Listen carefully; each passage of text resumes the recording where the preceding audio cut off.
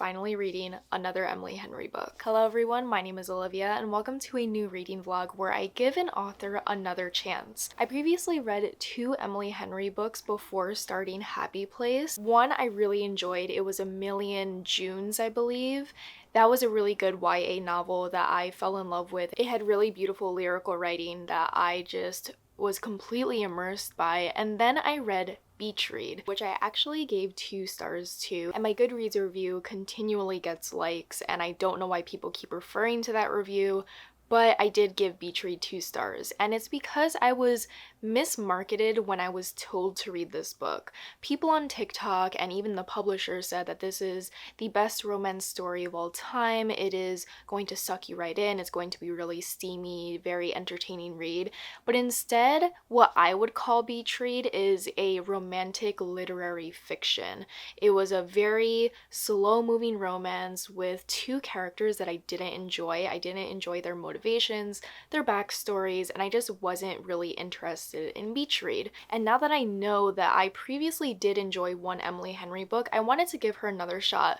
Also because I'm a Leo, and every time people are enjoying something and they're having a great time, I just kind of look over at them and I'm like, I want to be involved. So when I saw people gushing about Happy Place, I felt the need to be involved because I love being in the know. I love being like every other girl. I decided to bring this to the beach with my friends and I began reading it, and that was 2 days ago and I'm already on page 103. Happy Place is an incredibly readable book. The moment I started it, I was giggling. I was reading out passages to my friends and they were also getting invested in the story because it is chock full of drama, chock full of banter, and it was just everything that I kind of wanted from Beach Read, but now I have it in Happy Place. So Happy Place occurs during the summer with a group of adults who all befriended one another in college. We follow our main character, Harriet, or Harry, and she is going to this trip with the knowledge that her fiance has recently broken up their engagement, and she is going to tell her friends during this vacation and he's going to stay back home. So she shows up to this main cottage that they always go to every single summer to catch up on their lives, and she sees Win, her ex-fiance, and she's wondering, why is he here? This is ruining all their plans. They were going to tell their friends very gently that their engagement was broken off, but now they are both on this vacation together and they are not able to leave. And Win is pretending that they're still together because they can't bear to break their friends' hearts because this is their last summer together in this cottage before it's being sold. I'm 100 pages into this book and I am absolutely loving it already. I thought I would hold out the drama and being like, oh my god, do I enjoy this book? Do I enjoy Emily Henry? No. I read those 100 pages so easily. This is just such an addictive story that you can't get enough of. I've been thinking about reading it all day and I cannot wait to sit down right here to read more of Happy Place because I want to know what's going to happen next. The banter between Harriet and Win is so juicy and delicious, and seeing them fake their relationship in front of their friends is very interesting because you can feel the fake niceness that's occurring between them, but their friends are completely oblivious. So I'm wondering how it's going to play out, and obviously their feelings for each other are going to reignite, and I'm just really excited to see what's going to happen next. I thought it would be more like a mystery, like, ooh, do I like Emily Henry? But guys, I was reading this on the beach, I was reading this in my living room, and I was falling in love with this story. So I'm really happy I'm giving Emily Henry another shot because if I didn't, I wouldn't have read this amazing story that I'm already in love with and I'm only 100 pages in. And it's also crazy because I have recently read 3 5-star reads in a row. So if this is my 4th 5-star read in a row, that would be amazing. So I'm gonna get myself a glass of water. I am going to set up my little reading space here. I'm gonna put on my headphones and I'm going to read more of Happy Place before I go and edit one of my videos for this Sunday. But guys, I'm absolutely in love with it. If you have given Emily Henry a shot and you didn't really enjoy Beach Read the same way that I didn't enjoy it, I would definitely give Happy Place a shot because it's completely different. These characters are so much more relatable and interesting, and I think that the drama is just so juicy. I can't stop reading it. There are so many moments where I'm just like giggling to myself and I'm like, oh my god, I can't believe this is happening. But I would say this is a much more literary fiction with romantic elements than a straight up romance novel because it deals with a lot of different aspects of Harriet's life. It deals with friendship, it deals with her job, it deals with her relationships, where she is a people pleaser and she doesn't really share what she's actually feeling. It's not in the same vein as Allie Hazelwood in my eyes. Allie Hazelwood is pure romance, it's pure fluff. This goes a little bit deeper and it's much more literary fiction to me. But you can debate in the comments. I have no idea if I'm correct. That's just how I perceive Emily Henry. I feel like she's much more of a literary writer than a straight up romance author. Also, you can't really see, but I put up curtains in my room and I did that yesterday. My mom and I cut the curtains, hemmed them, ironed them, and put them up, and that was such a long process. Maybe like 2.5 hours. I'm not really a big curtain person, but I put them up because my bookshelf is right by my window, and due to the fact that it's so close to the window, my spines for my books are fading, and I can see such a difference in the books that have faded compared to the ones that haven't, and it's just stressing me out because I really love my books. I want to take care of them. I want them to be in my life forever, and to see the spines fade from a bright red to a white is crazy to me. So I did a lot of research. I researched like putting clings on my windows, but it creates like this like sunglasses effect which would change the color of my room and would change the lighting of how I film videos. So I decided to get these curtains from IKEA. They are a filtered light curtain, so it allows some sunlight to come in, but not too much sunlight. And I think it really finishes off my room, makes it very cozy, and also protects my books. It took such a long time to put them up, and like the whole ordeal was just very time consuming, but I'm just so happy they're finally up. I can protect my books, and you'll definitely see them in future clips where I'm reading in this area because it just feels so cozy and bright and just wonderful, but not too bright, not enough to fade my books.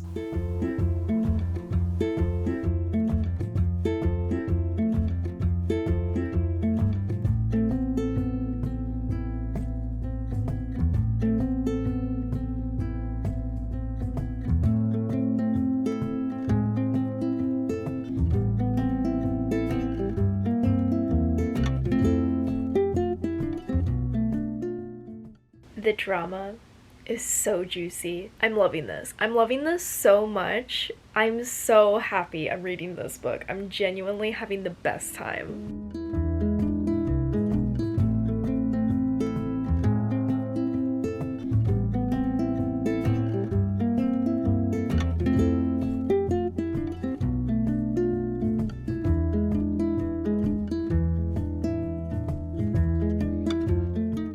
I feel like my eye look is such a vibe shift for this reading vlog, but I have two cool things to say. One is that I'm on page 260 of Happy Place, and I am absolutely loving this novel. It is everything that I wanted and more out of it. It is so entertaining and full of drama in a way that keeps me going and wanting to read more, and I just love how Harriet and Wynn's relationship is unfolding, and we're getting more backstories into their relationship before their engagement broke off. The one thing that does annoy me about this novel is the fact that Harriet just refuses to flat out ask why Wynn broke off the engagement. I think if someone broke off such a long-term relationship with me, I would have a lot of questions, and she seems to have a lot of questions, but she internalizes them and doesn't really ask them outright. So the lack of communication there is somewhat grating, but it's not enough to make me not enjoy the novel. It definitely keeps the plot going because we still don't know why they broke up. But I do wish that they would communicate a little bit more rather than just kind of like staring at each other and being like, what are we? What were we?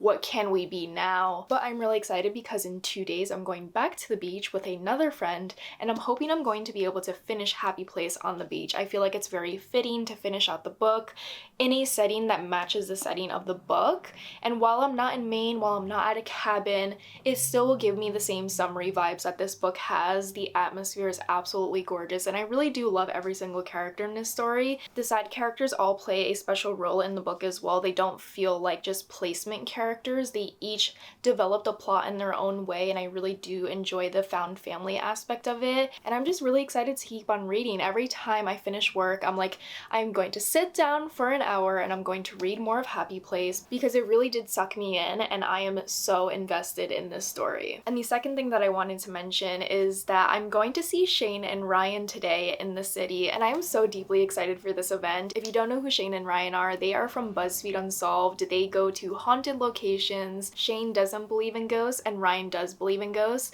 so they go to these different locations to try and communicate with ghosts, and it's such a fun time. It is full of humor and hijinks, and they are the silliest geese around, and I am so excited that I'm able to go to one of their tour stops with my best friend and my dad, who is also a really big fan of BuzzFeed Unsolved and also Ghost Files, which is their new show on their channel Watcher on YouTube.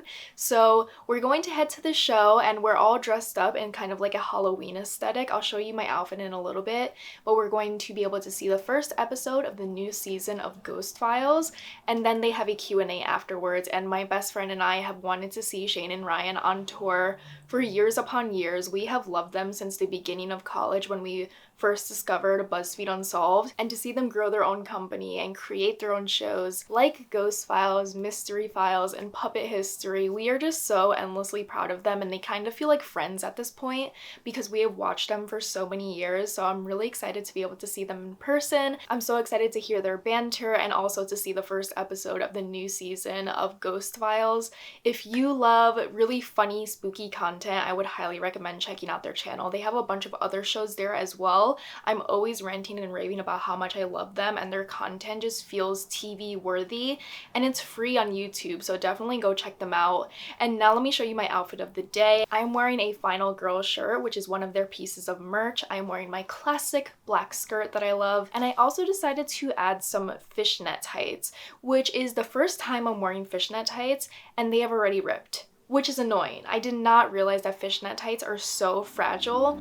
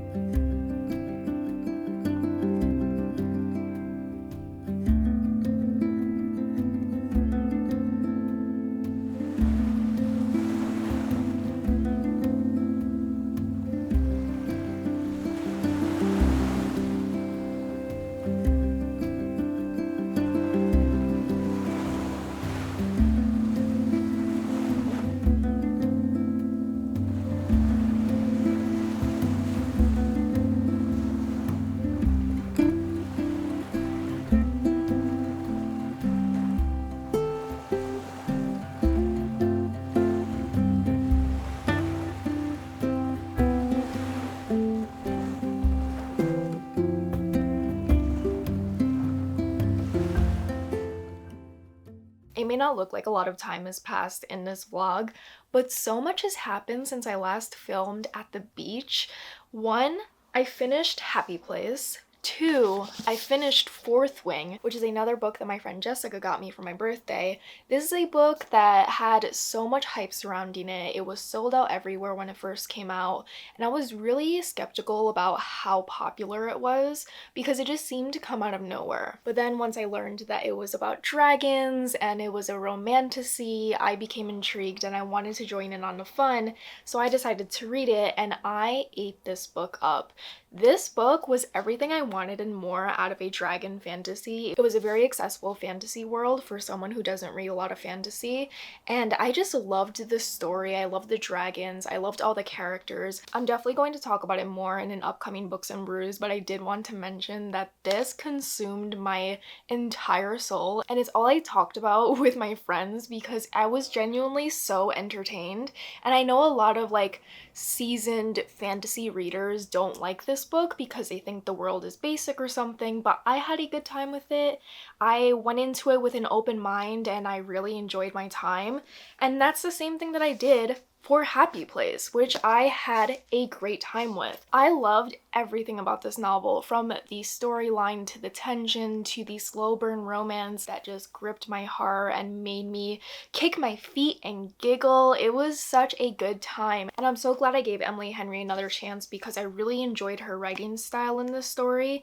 I thought it was both very simplistic and minimalistic, but it just packed a punch. I also thought the side characters were really strong as well. They each had their own story that was woven into the plot line, and I didn't feel like placement characters. They all really served their purpose to their own story and to the main character's story, and I just thought it was a great novel. I think I like to pitch it as a romantic literary fiction. They all have their individual issues that they have to work through, and I think because these characters are all so fleshed out and they all have their own battles that they're going through, it feels a little bit more literary fiction than the traditional romance, which is usually just centered around the two main characters, and the side characters kind of have their moments, but not as much as they did in Happy Place.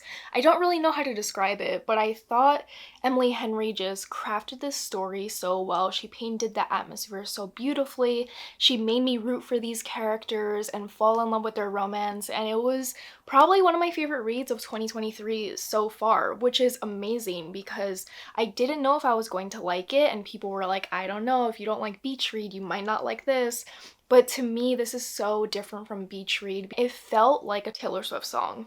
That's the best way I can describe it. It felt like the aesthetic of 1989 with the vibes of Folklore, where it's like beachy setting but a very sad undertone to it because these characters are all going through different life changes and they're not really talking about it, but you can feel it in the atmosphere, and they're working through what it's like to grow older and kind of grow apart from your friends but still want to maintain that friendship. So overall, I fell completely in love with Happy Place the way that I fell in love with Fourth Wing. These two books were both given to me by my friend Jessica, so it's really funny that she gave me two books that I consider my favorite reads of 2023. They both are very different, but they do have romantic elements that I fell in love with.